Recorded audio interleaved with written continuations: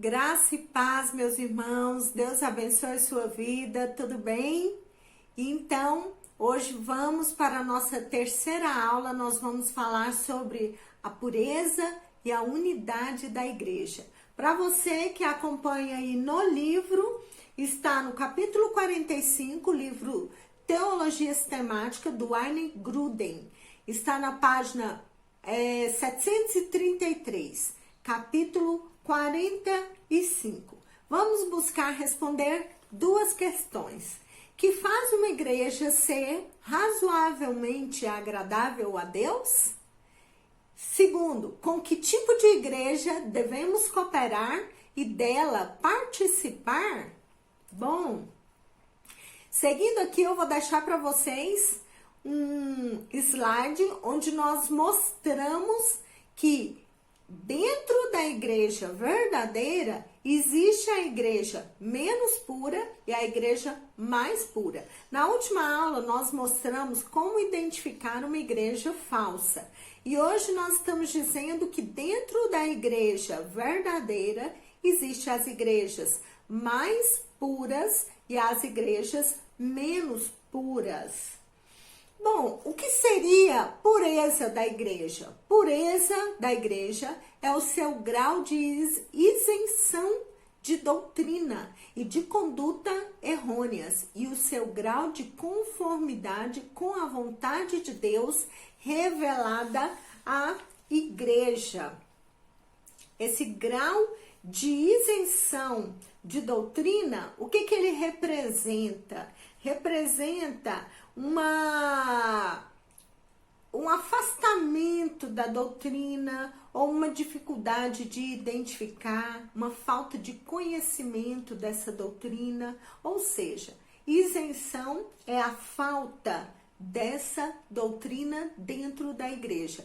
E nós vemos, irmãos, que infelizmente muitas igrejas têm sido levantadas de maneira às vezes até leviana, sem o conhecimento bíblico, sem respaldo da palavra, e a igreja começa a crescer às vezes ali de qualquer forma, e essa igreja, ela pode estar entre as igrejas verdadeiras, mas às vezes pela falta de conhecimento, eles não vão conseguir, a não ser que haja mudança nesse quadro doutrinário, eles não vão conseguir estarem mais e mais numa vida de pureza, de santificação. E nós vemos também que esse grau de conformidade com a vontade de Deus revelada à igreja, ou seja, um grau de aceitação, de estar cada vez mais ajustado à perfeita vontade de Deus para a igreja. Há, queridos, uma distinção entre a igreja e o mundo. Como que nós percebemos essa distinção? É a santidade dentro dessa igreja, é a busca, é a prática cada vez mais próxima da palavra, a imitação de Cristo naquele lugar. Prosseguindo aqui, nós vemos também que a unidade da igreja é o seu grau de isenção, de divisão entre os verdadeiros cristãos.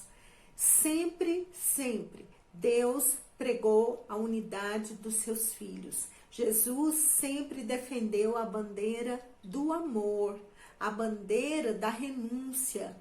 Inclusive, o apóstolo Paulo, em suas cartas, também sempre fala para que o povo de Deus crescesse no amor, na prática do amor. O apóstolo João, ele fala: filhinhos, não amemos apenas de palavra, mas de fato e de verdade. Então nós vemos que infelizmente muitas divisões que ocorrem dentro da igreja, elas acontecem, na maioria das vezes, não é por questões de desvios doutrinários, mas infelizmente por questões onde há a falta de amor, questões que a base daquela divisão é o interesse próprio, o egoísmo, a inveja e tantas outras razões. Então nós vemos até que com relação à divisão, à separação de uma igreja, o que justificaria uma igreja se dividir, essa divisão da igreja?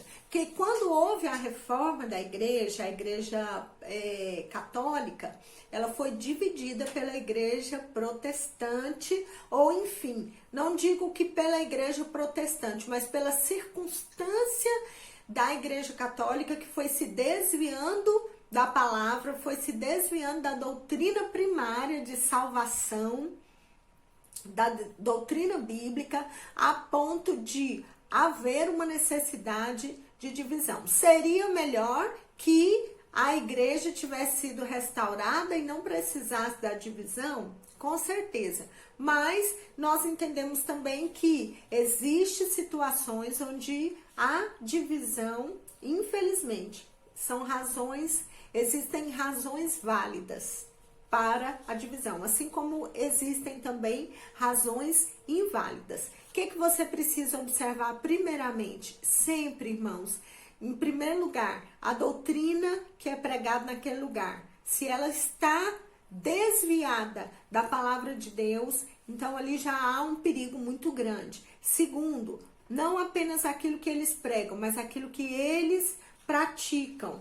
Então, vocês já estudaram isso, existe a doutrina primária e a doutrina secundária.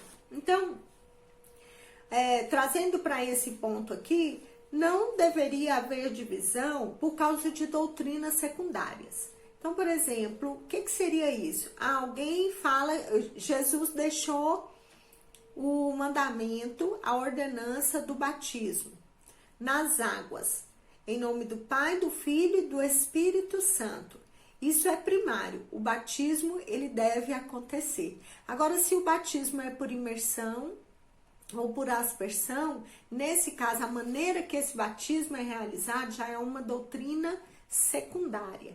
E é mais ou menos por esse caminho que nós conseguimos ir filtrando as coisas para poder fazer as nossas escolhas. Se é que eu possa dizer assim, eu acredito que sim. E por último, na página 734, fala sobre os sinais de uma igreja mais pura. E aqui ele nos apresenta 12 sinais que expressam uma igreja mais pura. Eu vou ler para concluir essa aula de hoje. Doutrina bíblica ou pregação correta da palavra, olha aí o que eu havia te falado, uso adequado dos sacramentos ou ordenanças, a maioria dos evangélicos falam ordenanças e os católicos usam mais esse termo, sacramentos, mas é um termo, na teologia ele não faz diferença, se é sacramento, se é ordenança. A aplicação correta da disciplina eclesiástica, adoração genuína, oração eficaz, testemunho eficaz. Veja bem, irmãos, oração eficaz, testemunho eficaz, comunhão eficaz significa testemunho, oração e comunhão que traz resultado. Eficaz é aquele que funciona, é aquele que dá certo, é aquele que foi feito de maneira adequada. Governo eclesiástico bíblico, poder espiritual no ministério, santidade de vida entre os membros, cuidado pelos pobres e amor por Cristo. Então, nós vemos o seguinte, diante disso, toda e qualquer atividade estabelecida na igreja, ela precisa haver nela um propósito bíblico, precisa estar centrada em Cristo e precisa apresentar propósitos bíblicos, ok? Nós podemos contribuir para isso? Sim, quanto mais você estuda e você conhece essas verdades bíblicas, você se aprofunda nelas, em conhecê-las, em praticá-las e também em ensiná-las para outras pessoas, mas você estará também contribuindo para essa pureza e essa unidade da igreja. Amém? Fique na paz, Deus te abençoe.